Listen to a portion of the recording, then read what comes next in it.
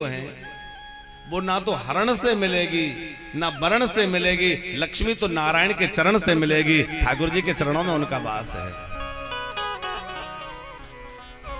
यदि हम चाहते हैं कि हमारे घर में भगवती लक्ष्मी पधारें तो या तो उन्हें अपनी मां के रूप में स्वीकार कर लें, लक्ष्मी मां है, या उनको अपनी बेटी रूप में मान लें, पर लक्ष्मीपति बनने का प्रयास न करें।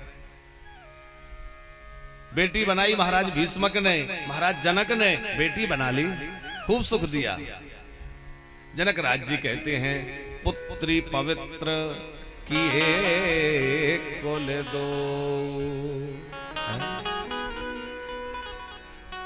लक्ष्मी जी की हम चाह तो करते हैं, करें, लेकिन अकेली लक्ष्मी की चाह ना करें, लक्ष्मी के साथ में ठाकुर जी की चाह भी करें। हमारे ठाकुर जी भी पधारे। अकेली लक्ष्मी जी को बुलाएंगे तो बात नहीं बनेगी। दीपावली आती है, हम लोग खूब लक्ष्मी जी की पूजा करते हैं और कहते हैं हे भगवती लक्ष्मी कृपा करो, घर में पधारो, लेकिन नारायण को भूल जाते हैं। बिना नारायण की कृपा के लक्ष्मी की शाश्वत प्राप्ति नहीं होगी, क्योंकि लक्ष्मी तो सदा सर्वदा नारायण की अर्धांगिनी है, उनकी दासी है, उनकी अनुचरी है। अच्छा, लक्ष्मी जी चंचला है, चंचल है लक्ष्मी। लक्ष्मी जी में सारे गुण हैं, एक अवगुण ऐसा संत कहते हैं, हम नहीं कह रहे हैं। सारे अच्छे सदगुण हैं, एक दुर्गुण है। क्या बोले? ये चंचल बहुत है, एक जगह नहीं ठहरती।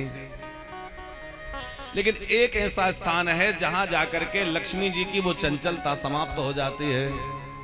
वो स्थान कौन सा है? वो है नारायण के चरण कमल। जब ठाकुर जी के चरणों में लक्ष्मी विराजती है तो उसकी चंचलता समाप्त हो जाती है। निश्चल भाव से ठाकुर जी की सेवा किया करते हैं। तो हम चाहते हैं कि हमारे घर में शाश्वत लक्ष्मी आए, तो हम लोग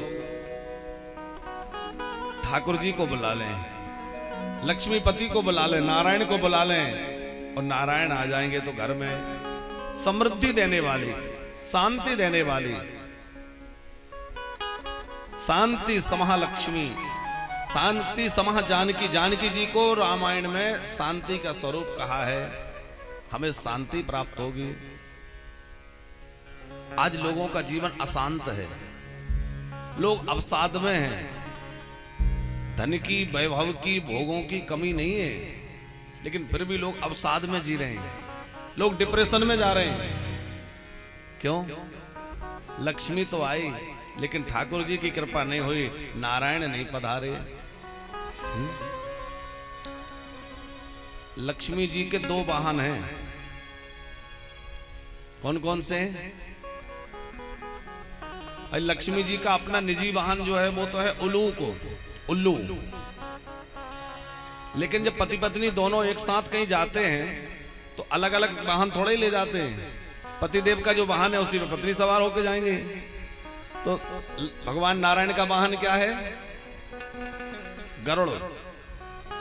तो जब भगवती लक्ष्मी नारायण के साथ कहीं जाती हैं तो अपने वाहन से नहीं, बल्कि नारायण के साथ गरुड़ पर विराजमान होकर जाती हैं। तो हम यदि लक्ष्मी जी को नारायण के सहित बुलाएंगे तो लक्ष्मी जी गरुड़ पर विराजमान होकर आएंगी, और गरुड़ जो है वो शांति का प्रतीक है। और अकेली लक्ष्मी जी को बुलाया तो अपने निजी वाहन से आएंगे, पर्सनल वाहन लाएंगे। और निजी वाहन कौन सा है? उल्लू।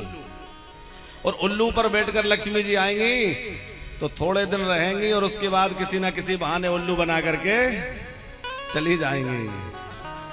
अथवा उल्लू जैसी स्थिति पैदा हो जाएगी, रातों का जगना है। उल्लू को रात में दिखता है, दिन में वो सोता है। उल्लू जैसी प्रकृति हमारी हो जाएगी।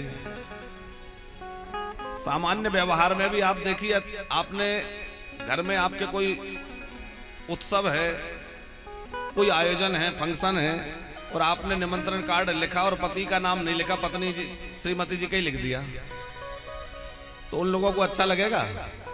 अरे भाई, श्रीमान जी का लिखते श्रीमती जी का क्यों लिख दिया? अब वो कहें श्रीमान जी के देखो तुम्हारी सहेली है, तुम्हारे ऑफिस की है, चली जाओ, तो जाने भी देंगे तो सावधान करके भेजेंगे, सुनो जल्दी आ जाना। तो वो आ तो जाएंगे, पर किसी ना किसी बहाने भागने की योजना बनाएंगे। अरे वो बच्चे घर से भूखे होंगे तो वो पतिदेव ऑफिस से आ गए होंगे, वो जल्दी से भागेंगे। उसी प्रकार यदि हम भगवती लक्ष्मी अकेली को बुलाएंगे तो नारायण कहेंगे देवी जा तो रही हो, जल्दी पधारना। तो आ तो जाएंगी पर जल्दी से पधार जाएंगी। इसलिए यदि हम चाहते हैं कि हमारे घर में स्थिर रूप से लक्ष्मी विराजमान हो तो पहले श्री ठाकुर जी को बुलाइए, नारायण को बुलाइए, नारायण के साथ लक्ष्मी जी अपने आप चले आएंगे।